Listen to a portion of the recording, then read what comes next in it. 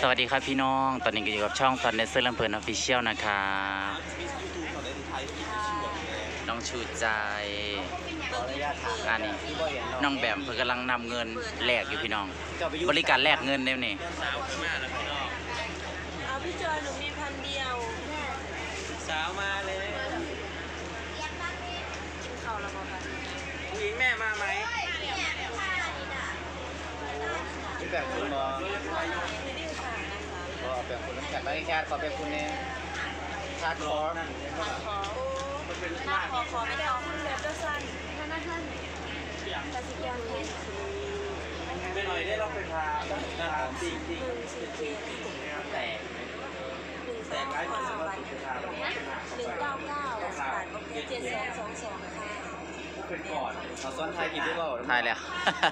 สวัสดีค่ะก็อยากดีส่งภาษามันกับบอลน้องแบมเพิ่งกำลังแต่งหน้าพี่น้องช่องพี่ตอนพี่โอ๊ตสวัสดีครับสวัสดีพี่โอ๊ตหน่อยสวัสดีพี่โอ๊ตนะคะคือจะไม่พี่โอ๊ตคือใครผู้เขียนบทละครช่องวันดาวจรัสฟ้าสวัสดีพี่โอ๊ตนักนะคะสู้พันข้าวเหนียวแล้วก็ล่าสุดดอกหญ้าในป่าคนกินออนแอร์ไปดอกหญ้าในป่าคนกินเราไม่รู้เพราะว่าเราไม่ได้ดูหรอกไล่สดบ่นะชูใจรู้บนทั้งสองอย่างเลยค่ะแล้วก็เรื่องอะไรมีหลายเรื่องฮะยังไงละครที่ไหนหนูได้ไหมต่อมาค่ะสองอย่างเลยเราจะรักฟ้าดูเลยเราจะรักษาลูกกับบืนเราจะรักฟ้าทั้ง2 เวอร์ชัน3 เวอร์ชันเลยครับราชินีหมอลำด้วยมั้งราชินีลำเลียงนี่อยู่ใครดอกแต่งง่ายอยู่แต่งแป๊บเดียวโคตรใช่ไหมอยากจะต้องเป็นคนละครโคตรมาดูเป็นคนเขียนมาจอบลูกซ้ายไข่เป็นแดงหนาครับพี่โอ๊ตมีหมากเล็บแมวอยู่ครับน่ารักคือใส่รอดค่ะเอาหมากเล็บแมวเป็นสิบลูกแล้วได้กำลังใจน้องเปาน้องแบมน้องทีมน้องทุกคนขอบคุณครับคิดฮอดได้ครับพี่โอ๊ตฝากพี่ถึงหาพี่ไก่วรายุทธด้วยนะคะเพราะว่าไลน์บอกพี่ไก่บอกไม่มีแล้วพี่โอ๊ตให้หนูไปเป็นอันนี้ผู้เสริมนำในกองถ่ายนี่เด้อว่าก็จะเอาน้องแบมไปเล่นละครอยู่ชาวบ้านๆที่เรามาชาวบ้านเบิ่งนานวันที่ละพี่เจ้าเบิ่งนานวันที่ละพี่น้องสวัสดีค่ะเดี๋ยวก็ไลฟ์สดแม่ครับว่าจะได้คนทำสดแต่ว่าแบตจะ10%เหลือ6%ภาษานี้มากเลย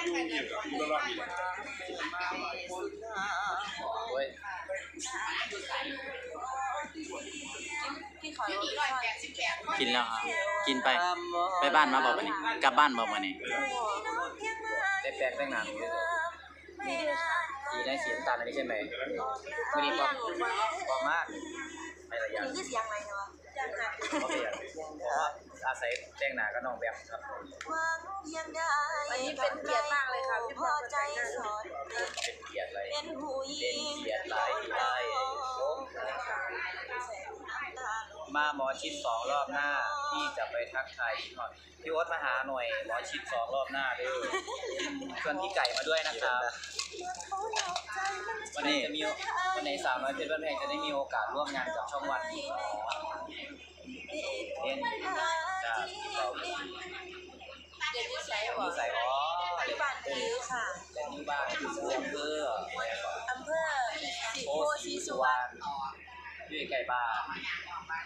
แต่ว่าห่างจากบ้านที่50ตาแก่กว่าบ้านหนูอีกบ่เห็นลงมองไปบ้านหนู34 โลจากนี้ไปแม่นค่ะ57 โลจากนี้แต่มืออยู่ไกลบ้านเราไม่ได้มีเพลงมากี่เพลงกับไกลบ้านหนูอยู่โอนทิปให้แบม1,000ว้าวบ้านมันไกลบ่ไกลลูกกับหมู่ลูกบ่ได้จับเบิ่ง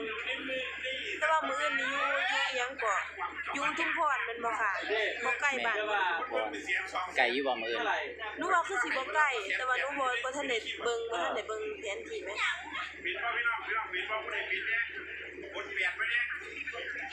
คือบอเห็นน้องเอิญอีกแล้วถามอีกแล้วช่องท่อนกระทำบักหลายแต่ยังว่าผมไปงานโศกไปตอบคำถามเบิดนี่เอิญนี่เป็นนานมากคือขาดตอบคำถามแล้วฝากความไปหาเอิญในเด้อเปล่ามากี่ขาดตอบคำถามแล้ว ผู้ใดเขามาก็ถามหากับผู้เดียวว่าไปใส่ถ้ามันก็บ่บอกข่อยว่าข่อยไปใส่มันไปใส่ถ้าข่อยก็บ่รู้คือกันข่อยบ่รู้อีหลีที่ว่าน้องเอิญไปใส่อ่ะบางทีเขาไปเขาก็บ่บอก ลุงกับบ่มี บางทีก็ประกอบใส่หัวอยู่ดิ เขาย้างมาเขา ย้อมบอก บอกหนูเลยคันเอิ้นเบิ่งอยู่ก็ฝากบอกเอิ้นในเด้อค่ะสิไปใส่ก็บอกให้ฟังแน่ บ่ให้ฟังแน่สิได้ตอบคำถาม FC ถูกบางทีเขาก็บ่รู้ว่าน้องไปใส่อีหลีที่น้องบ่ได้ตอบกวนหรือบ่ได้อยากนั่นเด้คือว่ารู้อีหลีเขาสิไปใส่เขายังบ่รู้เลยจักอยู่งานสงงานอีหยังก็บ่รู้ ตอนเนี้ยพอยิงไปใครปีกไก่ก็ขอน้ำก็ตัวมา ทีนี้ได้ไหม ไม่ใส่เสื้อ ปีกไก่ก็ขอน้ำที่เป็นใครอีก เพราะว่า ส่วนน้ำหนาเนาะอันลูกชิ้นแม่ซื้อมาอันมาขายเมื่อใดก็ไม่ได้ขายนี่จะได้เหมา เมาอีกแล้วเพราะว่าบ่ได้กินยังว่าโจมให้ ลูก ไม่ ชิ้น กลัว เลี้ยงกูบ่ได้ขายจักเทื่อ นี่ถ้าเมา ปกติวันที่เอาให้ นายบ้านเจ้าก็ไปจมให้แม่เย็บภาพ 2 ทุ่มแล้ว ไป เด็ จมให้แม่เย็บภาพแล้วว่าเป็นอย่างคือให้คนเหมาน้ำเป็นอย่างคือว่าให้ 2 ทุ่มแล้ว 2 ทุ่มแล้ว จังไดกูนี่ หันมาทางนี้แล้วล่ะพี่น้อง น้องมานะไม่สบายดีที่ยังฝากบอกให้น้องหายไปได้โอเคขอบคุณครับขอบคุณแทนน้องด้วยนะครับน่าจะดีแล้วล่ะครับเราได้เห็นมาได้อยู่ มานั่งกินข้าวแต่รอ ข้างๆนี่แหละ สวัสดีแม่แก้วนะคะ แต่ว่ากล้องอาจจะไม่ได้แทนไปเพราะว่าโปรเทค น้องบ่าวพี่เฉยกันเลยสิคะ ไปดูช่องสนใจได้เลยขอเพลงหมอลำซ้ำรับแน่ช่อง ใส่กูใส่ให้ลูกสาวอะไรเมื่อเหรอแม่แม่พี่เป่าพี่เป่าพระเจ้าว่าพี่เป่าตกมาปีนี้จมดีค่ะว่าสัน เท่าแล้วเนาะ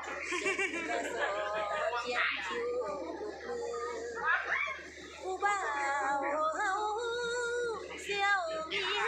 มืออื่นมือแม่นอยู่บ่เล่าคือคำขอเราเมื่อ พอแล้วทำไปฟังมืออื่นได้ฟังชัดเจนเอาดูบีด ขอบคุณครับขอเสียงปรบมือแม่เพิ่นขอบคุณขอเสียงปรบมือเมื่อเช้านี้เตยลาขอเสียงปรบมือหนึ่งครับ จากอุดรครับแบบเสียง สวยๆตัว นี่พี่ผู้ใดอยากฟังสุดดำสไปแดงป่ะครับ ตอนนี้น้องๆกำลังเล่นแต่งหน้าพี่น้อง2 ทุ่มกว่าแล้ว สไปแดง ว่าเขาจะไปได้ เพิ่งรู้ใจว่า2 ทุ่มก็ได้เขียนในคิว ก็ลองอีก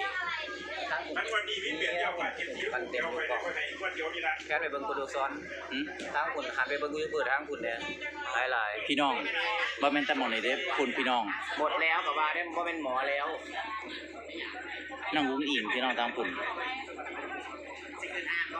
ปริงน้อย ก็คือข้าวแล้ว ก็เตรียมตัวขึ้นไปมิกเสียงพี่น้อง สาวน้อย เดี๋ยวคลิปเช้าเดี๋ยวเครื่องนี้นะครับอะไรนี่ครับ ถ่ายรูปบ้านแล้ว เพื่อนอันนี้ขึ้นงวด แต่งหน้าคู่ เพื่อน แล้ว นะเรื่องดังตึ้งก็ยืน แม่นกดูจากสวีสวัสดีแม่นกครับ แม่นกไม่ได้อยู่อุดรเหรอครับตอนนี้ เดี๋ยวหนูฝากเขียนคิวสุดใจขอเวลาเขียนคิว1 ชั่วโมง จอยแกงคิวลุ้นไหม อ๋อสีนี้คือใส่ดังชัดดีแท้ขอได้เป็นซื้อที่ใส่ ไปที่ราคา ซื้อที่ใส่ จากหนูก็จำบ่ได้ซื้ออยู่ตลาดนี่ล่ะโอ้ซื้ออยู่ในงานนี่ล่ะค่ะงานอยู่ รับรัฐบาลร้อยเดียว งานหัวฟันมาข้างทานนั่นแหละพี่เป่างานนี่หนูนั่งอยู่ข้างทางนั่นประมาณพี่เป้าไหลสีใด ที่นี่ มันคือเข็มค่ะแก เป็นยังไงได้เคล็ดแบบนี้ มันเข็มยัง ไม่เป็นไรเราปรับได้ เอาเป็นหมอลำเราจะถามว่าทำเข็ด ไหลสวย เอาละครับพี่น้องเดี๋ยวให้อันน้องชูใจกับน้องแบมเขาจะแต่งหน้าเพราะว่าตอนนี้ก็2 ทุ่ม ว่าโดน จากกว่าแล้ว2 ทุ่มก็จะ3 ทุ่มแล้วน้องขึ้นคอนเสิร์ตประธานสำหรับช่องคอนเดนเซอร์ลำเพลินออฟฟิเชียลก็ขอลาพี่น้องไว้สมีสกอนฝากพี่น้องกดไลค์กดแชร์กดติดตามคอมเมนต์ให้กำลังใจได้นะครับขอลาพี่น้องไว้สกอนสวัสดีครับ ที่นี่บ่